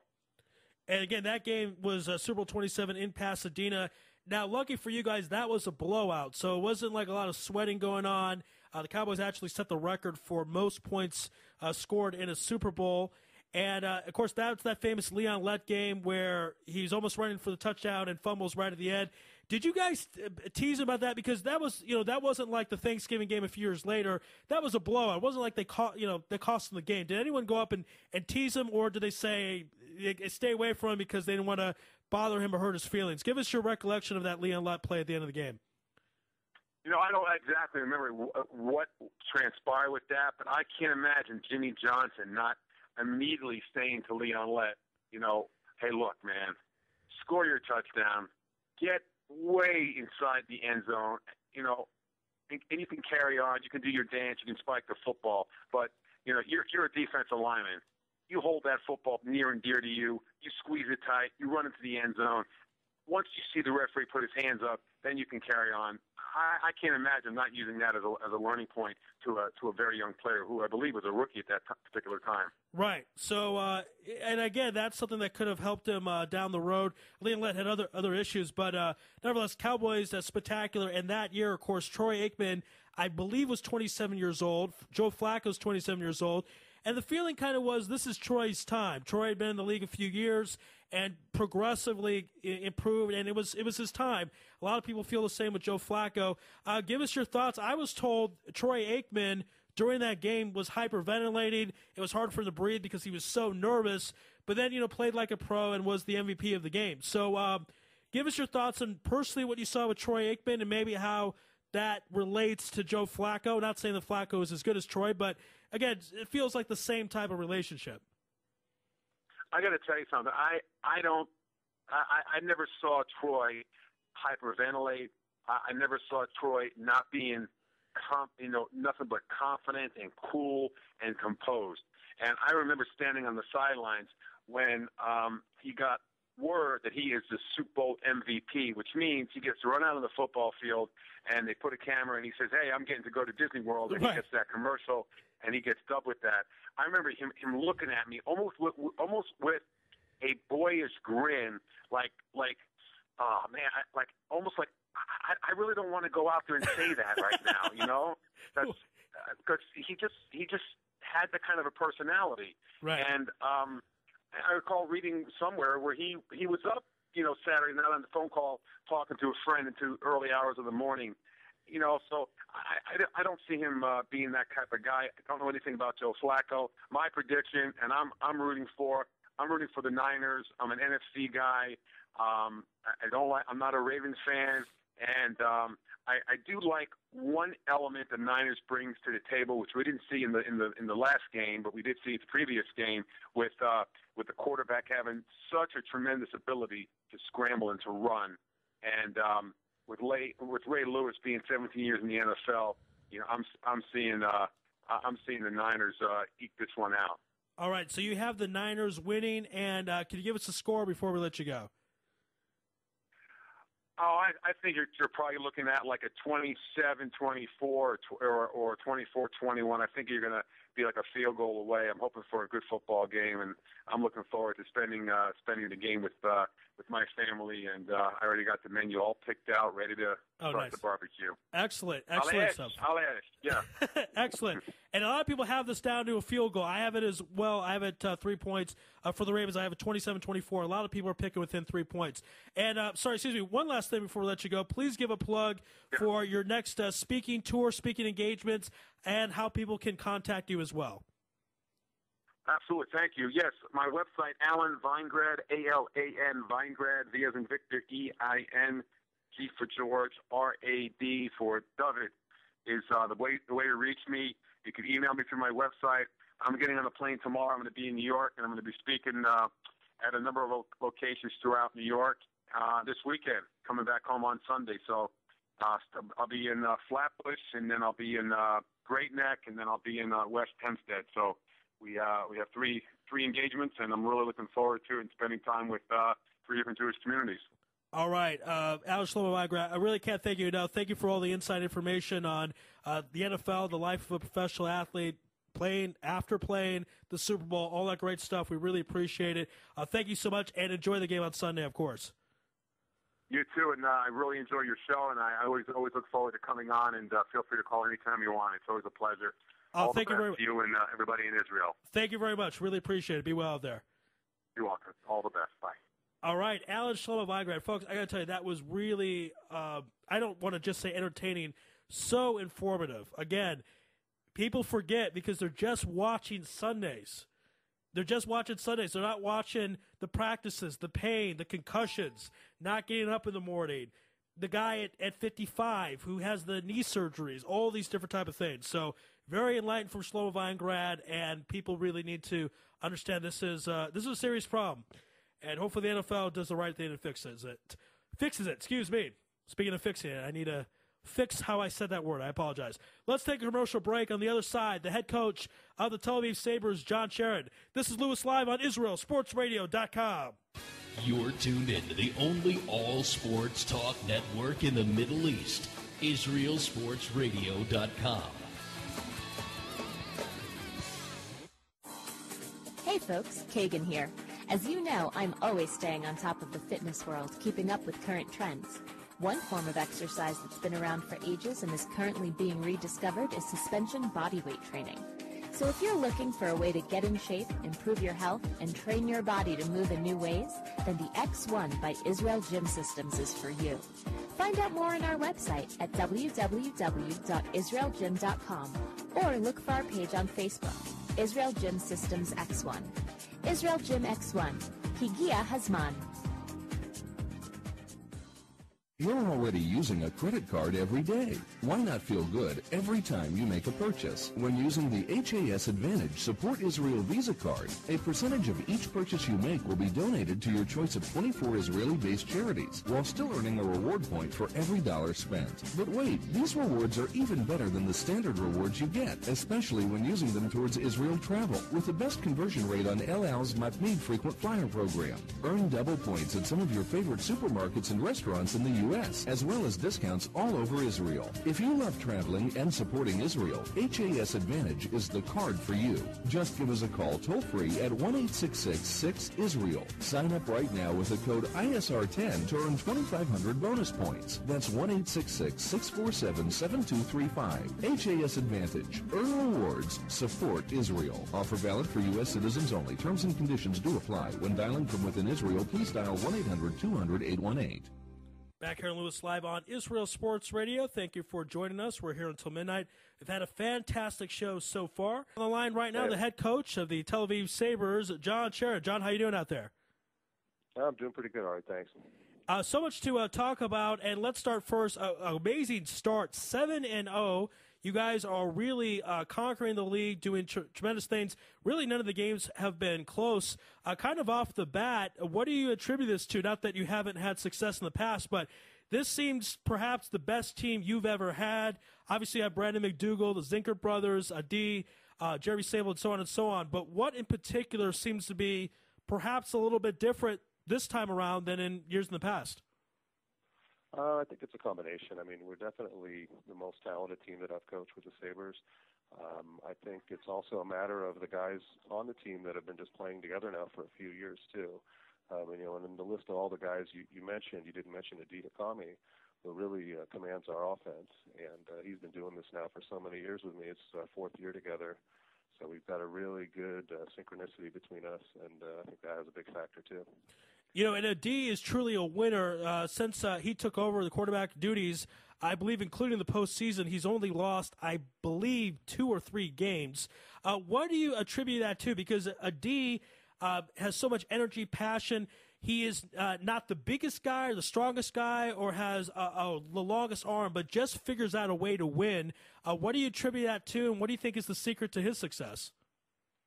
Oh, he's got a very high football IQ.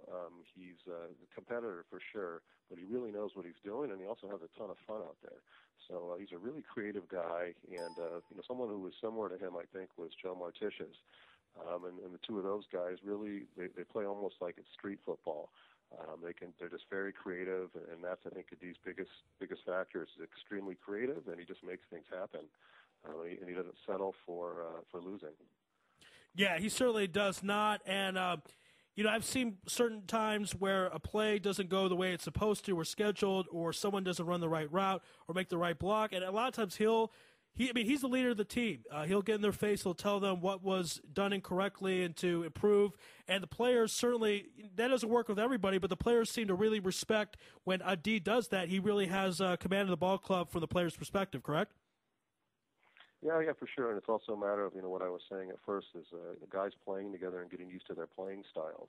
We had the national team. Adi didn't have as much success playing on that team because the teammates he had there didn't really know what to expect from him and how he plays. And so we've got that going with us.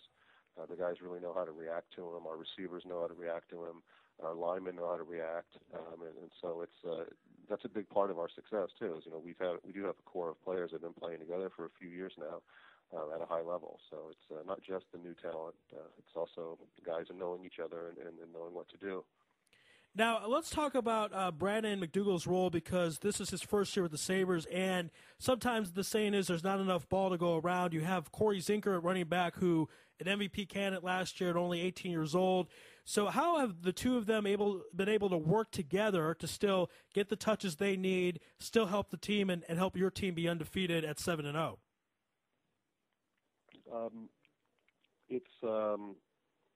Can you repeat that, Joe? I got distracted a little bit. Just give me real brief what were you talking about? Yeah, no problem. Basically, you have a situation where Brandon McDougal is the new guy on the team, very talented running back, and he's got to be in the backfield with Corey Zinker, and they both have to share the space, share the time, share the touches. How have they been able to? It wasn't that much of an issue, really. I mean, Corey plays more fullback for us. Last year, he filled in the running back spot. We knew it coming in with Brandon that he was going to give us the running back that we hadn't really had since Saul Rajani got hurt. And so we've been playing kind of with a big backfield, and it works great. I think Brandon and Corey have a great dynamic duo, fullback and running back, and they really complement each other really well. And we knew that going in. I think that was one of the reasons why Brandon chose to play with us, is he knew what he had around him. Corey and Adam Zinker, and then a lot of other talented players. And for a guy like Brandon, that's important. He wants to play with guys of equal talent and have a chance to win games. Now, before we continue more with your ball club, I want you to talk a bit about the Hammers, because, to be honest, I'm a bit surprised at how successful they've been. They're also undefeated. You guys and the Hammers are the only two undefeated teams left in the league. And I know, they got some special players over there. They've really worked on their defense. In your eyes, what's been some of the secrets and keys to their success? Well, I think Keith Noble's done a great job leading that team from both a coaching standpoint as a defensive coordinator, but also as a player on the field, and kind of showing these guys how to play football. And I think it's a real testament to what good coaching will do for a team. I think the most impressive thing about their team is they really don't have a lot of American guys on their roster. They're doing it mostly with a largely Israeli roster, and I think really hats off to them. I think it's outstanding what they've been doing, and I'm very impressed with them as well.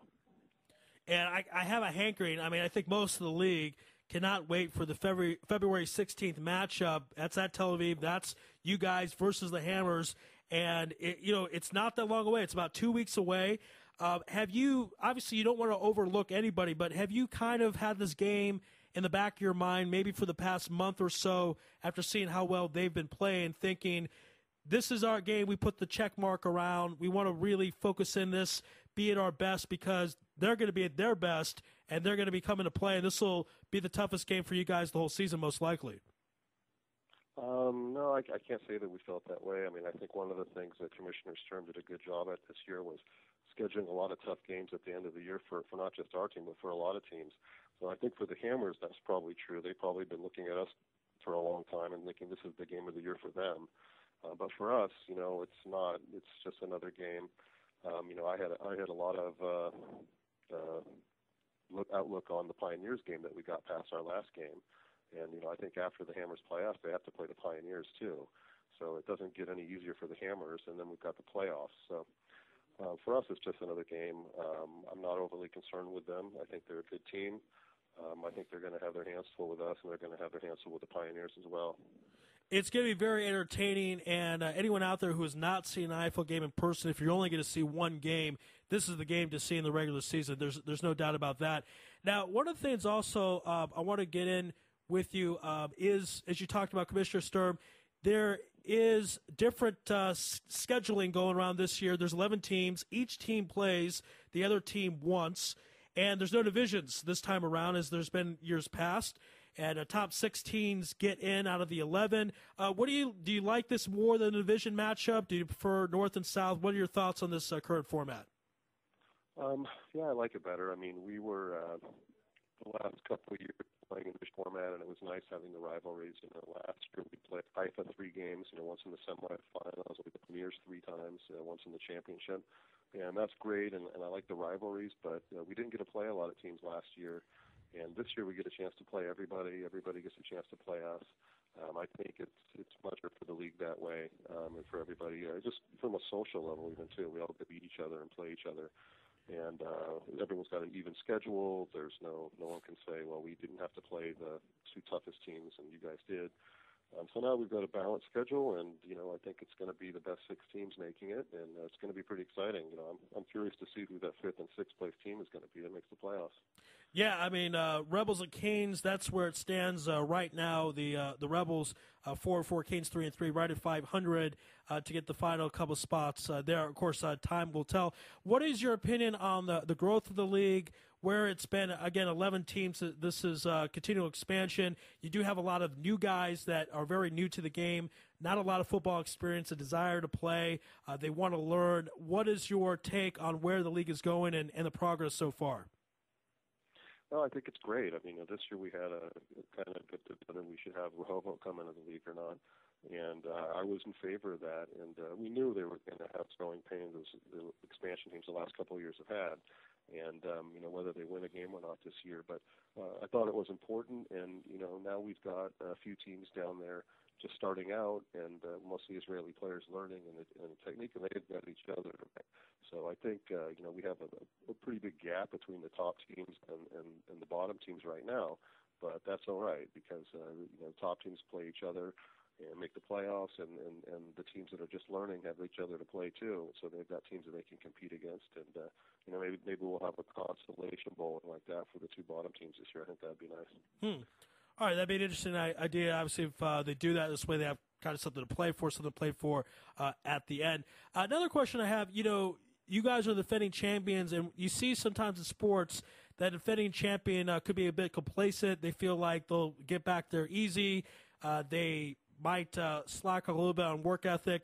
It doesn't seem like that's happened with you guys. Obviously, that's a tribute to you and the coaching staff. But there are certain things that you might have to tell the players, such as we're going to have to work back. There's a target on our backs because we're the champions. This might be even harder to win this year than last year and a couple years before. Yeah, it's kind of funny because, this is the 4th season for us where we've been having a lot of success. And it's you can only use your cliche so many times. So each season it's been a new game for me in terms of psychology with keeping the guys hungry. But right now, especially, I think we know we've got targets on our back and we've got 10 other teams out to get us. And so it gives us a little chip on our shoulder. And so I feel really good about this team. The last couple of years, we managed to pull off the championship last year. We came close before that. But this team is strong, and I think psychologically we're really prepared to take on all comers. Yeah, again, 2 out of the 3 winning championships, and the one in the middle also a close game against the Rebels. And a big part of those title teams, Jeremy Sable, who was a defensive star last year, played a bit offensive lineman. Talk about that transition, some of the reasons why he wanted to do that, and how he's still been able to flourish. Usually when a player switches positions as drastically from defense to offense, there's a bit of a struggle. It doesn't seem to be happening with Jeremy. He's given a lot of protection. So talk about how he's able to do that and the secrets to his success. Well, Jeremy actually, if you want to look at it, for our 4 seasons, he's been starting as a guard. He's been our starting right guard. The first championship year we had, he was our starting right guard. And the next season after, we just happened to lose so many players. We lost all 4 of our team captains. We lost our defensive captain. We lost our team who also played defense. And so I moved Jeremy from guard to play linebacker. And so the 1 year he played defense with us was that season when he was really just filling in. And he did a great job. He led the league in sacks that year. He's a tremendous leader. He's got a very high football IQ. But other than that 1 season, he's been back on the line, the offensive line. Last year he played only offensive line. And this year he's only played right guard. Okay, so there you go. So thank you for that. My apologies, my correction. Did not know that first year around he was playing guard. Okay, so that would explain some certain things there. And let's talk about this time around. You don't have Coach K, Larry Kinnisburg, and Coach Mike, I believe, is in the United States. That's what I've been told. Is that correct? Yeah, Mike had his last press last night. We're going to really miss him, but he's going to be back now and in the States in Washington, D.C., and hopefully he'll be able to make it and come out and come see the playoffs here, and hope we're in the playoff game for him, the championship, so he can come out and watch and join us on the side. What's that like for you as a head coach to have those 2 guys? And, Coach Mike, a very intense guy, and, has a high position in the military. He's doing this as a mental health day. He brings so much intensity and passion. To not have him and to not have Coach K and to do this with other people that another change. You talk about all the players leaving. Now you have coaches who aren't with you. How have you been able to adjust and, again, continue to be successful and be undefeated at 7-0? Well, it's the biggest part is in a friendship level. I mean, me, Mike, and Larry were like the three stooges. We just had a great time together. Right. And this year it's been kind of the two stooges missing Larry. And yeah, for sure, all season long. But from a technical aspect, part of it is just having the same players. We've got a core of players there that know the system. They know my offense. They know my defense. And I've always been like that as a coach to try to get my captains to run things. So I think other teams in the IFL are like that too, by the way. We basically get our players ready to run the show. They've got to learn the offense and defense, and you have to do it unless you have a real legitimate coaching staff with 5 coaches and that, which is just luxury in this country. So you have to kind of learn how to run things on a different level, and that's what we've been doing. Yeah. Larry's certainly a stooge. I don't disagree with you there. And if Coach K, if you're listening, you can write me on Facebook about that. Now, a couple of questions before we let you go. It's interesting that, again, the undefeated teams are not Jerusalem teams. It's very possible that it's you two teams in the championship, the Sabres and the Hammers, but yet the game would take place in Jerusalem. Last year you had 2 Tel-Aviv teams playing Kraft Stadium in Jerusalem. What are your thoughts about that? I mean, it's on a Friday, so you have to travel back and beat rush hour and everything. What are your thoughts? Should the game be moved if it's not a Jerusalem team, or are you happy with it being at Kraft Family Stadium? Well, I mean, I don't think it's relevant as to who's in the game. I think, we've been talking about it for the last couple of years of having a championship game in Tel Aviv. The Pioneers have a really venue at Tel Aviv University. There's some other nice venues here as well. I think the Hammers' new place in Sharon is great. So I think that's a matter of the league. But I think the big part right now is the television. I think we've got Kraft set up for the league. And, if that's what's best for the league, then I think that's what's best for the league. And until we're ready to televise the game at another venue, then I don't have any problem with that. And, whether it's us and the Pioneers again in a repeat of last year or if it's the Hammers and the Pioneers or whoever makes this game, I think it's important that we get it on TV. And hopefully we've got that set up and it's going to go down. Yeah, again, this is the marquee game, obviously the title game on Sport 5, so you want the best venue. But again, you're right, there are some great places outside of Kraft Family Stadium in the IFL. Last question before we let you go. The NFL, I have to ask you this, the Super Bowl Sunday is this Sunday. San Francisco 49ers versus the Baltimore Ravens. Who do you think is going to win, and give us your score? Well, I don't know if I care who I think is going to win. I'm a Niner fan all the way. That's where I'm from, the Bay Area. So 49ers are going to win it. They better win it. Score-wise, I don't know. Let's say 24-17. Okay, have it by a touchdown. And I think right now the line's at 3.5. A lot of people have it 3 points.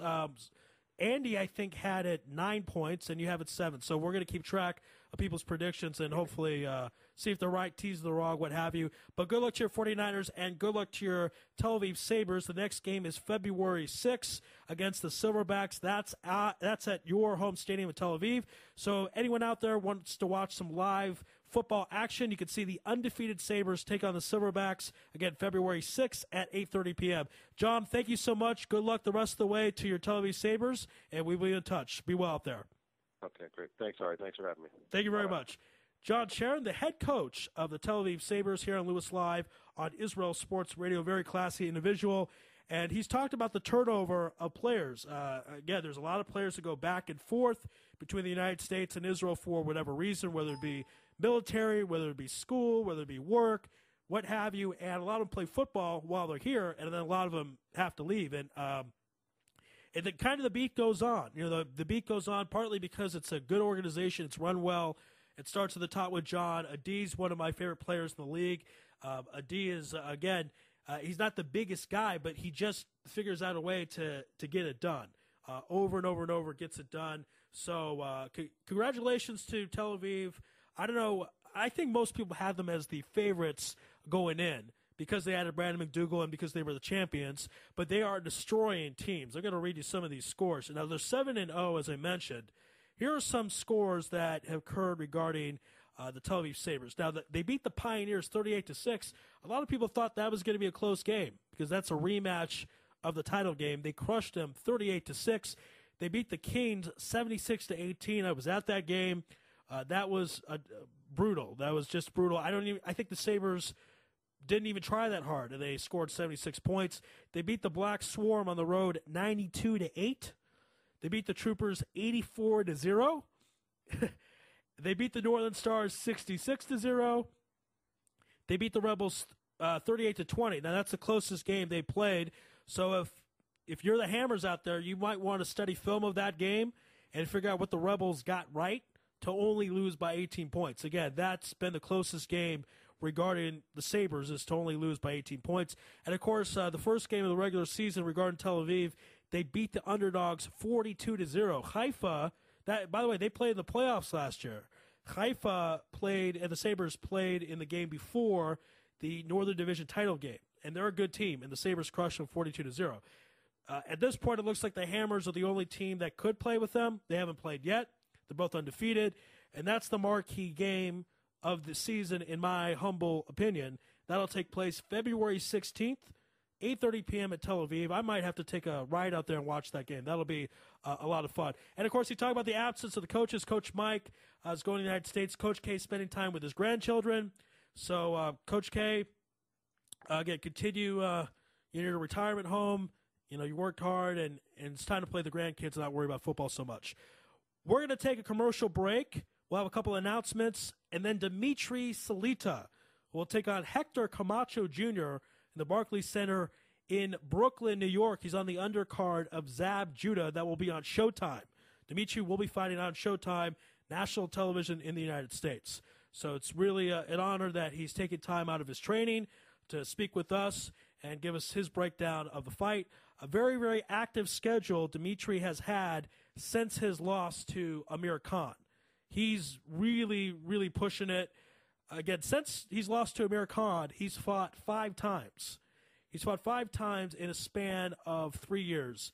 And that's a little bit of a misnomer because really he took some time off after the Khan fight. He took about, looks like here, 9 months off, something to that effect. 9-10 months. So really, in 2 years, he's fought 5 times. Anyone who's trained in boxing knows that's a tremendous workload. But Dimitri's hungry and wants to get another crack at the title. So let's take a break. We're going to have more on the other side. Stay with us. We're here until midnight. This is Louis Live on IsraelSportsRadio.com. You're tuned in to the only all-sports talk network in the Middle East, IsraelSportsRadio.com. Hey folks, Kagan here. As you know, I'm always staying on top of the fitness world, keeping up with current trends. One form of exercise that's been around for ages and is currently being rediscovered is suspension bodyweight training. So if you're looking for a way to get in shape, improve your health, and train your body to move in new ways, then the X1 by Israel Gym Systems is for you. Find out more on our website at www.israelgym.com or look for our page on Facebook, Israel Gym Systems X1. Israel Gym X1. Higia Hazman. You're already using a credit card every day. Why not feel good every time you make a purchase? When using the HAS Advantage Support Israel Visa card, a percentage of each purchase you make will be donated to your choice of 24 Israeli-based charities, while still earning a reward point for every dollar spent. But wait, these rewards are even better than the standard rewards you get, especially when using them towards Israel travel, with the best conversion rate on El Al's Matmeed Frequent Flyer program. Earn double points at some of your favorite supermarkets and restaurants in the U.S., as well as discounts all over Israel. If you love traveling and supporting Israel, HAS Advantage is the card for you. Just give us a call toll-free at 1-866-6-ISRAEL. Sign up right now with the code ISR10 to earn 2,500 bonus points. That's 1-866-647-7235. HAS Advantage. Earn rewards. Support Israel. Offer valid for U.S. citizens only. Terms and conditions do apply. When dialing from within Israel, please dial 1-800-200-818. Israel Sports Dynamics specializes in football consulting, equipment, uniforms, and more. Great brands such as Nike, Russell Athletics, Shutt Sports Products, and many more. Just one call away. With over 30 years coaching experience with university and professional athletes, Harry Hill, owner of ISD, can advise you for all your sports needs. Call 054-581-3248. That's 054-581-3248, or visit our website at www.isdisrael.com. If that's not easy enough, click on the ISD banner on the Israel Sports Radio website and be part of the game. Are you tired of paying for expensive gym memberships that you don't use? Are you frustrated by not seeing results? It's time for the X1. Israel Gym Systems is proud to launch the X1 suspension and bodyweight training system. Lose weight, build muscle, improve balance, coordination, and flexibility. With your purchase of the X1, you'll receive a free membership to IsraelGym.com and access to our archives of videos and exercise plans. Sign up today at www.israelgym.com and get ready for the new you. Israel Gym X1. Higia Hazman.